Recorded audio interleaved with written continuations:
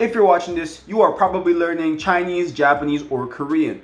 Now, the following method I'm going to be talking about is applicable to all three of these languages and the languages which have something to do with them in terms of characters. So if the languages that you're learning or the language that you're learning has characters, this method is applicable to you and your situation. Now that we got that out of the way and that you know that this video will be helpful to you, it's time to explain the things that you're going to need to make this method work. Well, digitally, to make this method work, you're going to need two things, all right? So you're going to need Anki and an Anki deck, which you're going to be able to use to reference to and learn off of. Now, although I said two things, the reason why I said digitally is because you're also going to need a notebook and a pen or pencil. For this method to work, you're going to want to use Anki like you do any other time that you usually do. So you're going to want to open up Anki, go on the deck. But once you're on the deck, this is where the method actually comes into play. So what you're going to want to do is, of course, flashcards have two sides to them. The side which you know and the side which you don't know. Now, on the side that you do not know, which is usually the first side which is going to be presented to you on Anki, what will happen is you're going to see, let's just say,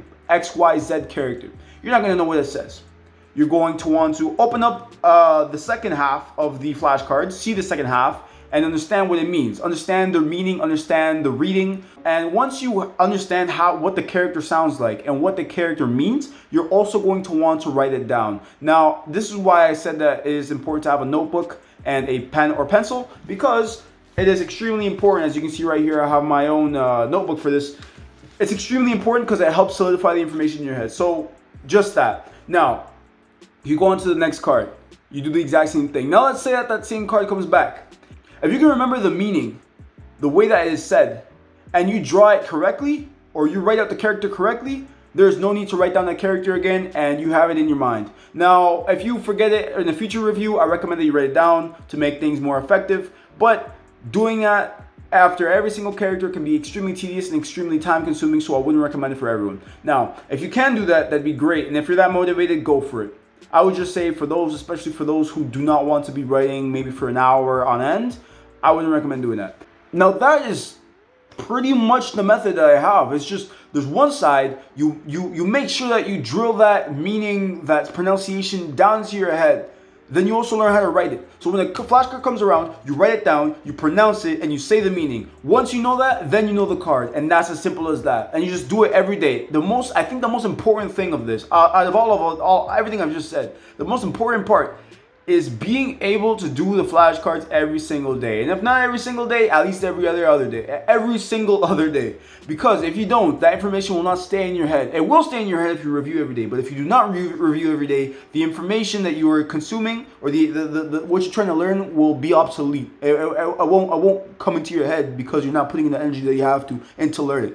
Now, just to summarize this video, the two most important things that you have to do is review what the method I just said, and do what I just said every single day. What was the second thing I said? The second thing I said was you have to review nearly every day. And if you can, every single day. Make a schedule, but review every single day if that is possible. This is exactly how I've learned nearly 2,000 characters in the Chinese language. And I hope to apply this language, I hope to apply this knowledge in my future language learning with other languages. Now, some extremely useful advice to follow, apart from, the two things I just mentioned, is also to be 100% sure that if you have the ability to create a second deck to be able to go ahead and go over the things that you had just learned. So what do I mean? If you just learned a word for, I don't know, any word. Let's just say you learned the word for dog, okay? In Mandarin, you take go, right?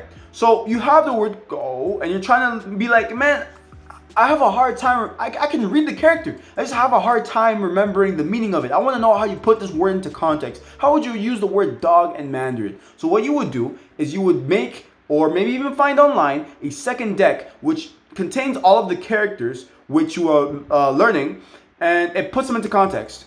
So you're going to want that. So let's just say you have one deck that you use for solely learning the characters. So let's just say you have a deck where it's like HSK1, HSK2, HSK3, or like character lists of the most 5,000 commonly used characters. But then you also have a deck where you have sentences, example sentences, which you can sentence mine from, and you can use that to learn how to put things into context and make sentences. So not only are you learning how to read, but you're also learning how to speak at the same time and understand dialogue around you. Now, once again, this has been my method of studying. As I said before, this is the way that I've been able to learn the nearly 2,000 characters which I know in the Chinese language.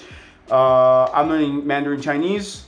If anyone is curious, but yeah, that's pretty much it. Thank you so much for watching this Langcul video. I hope you all stay safe during this, terrible time of pandemic.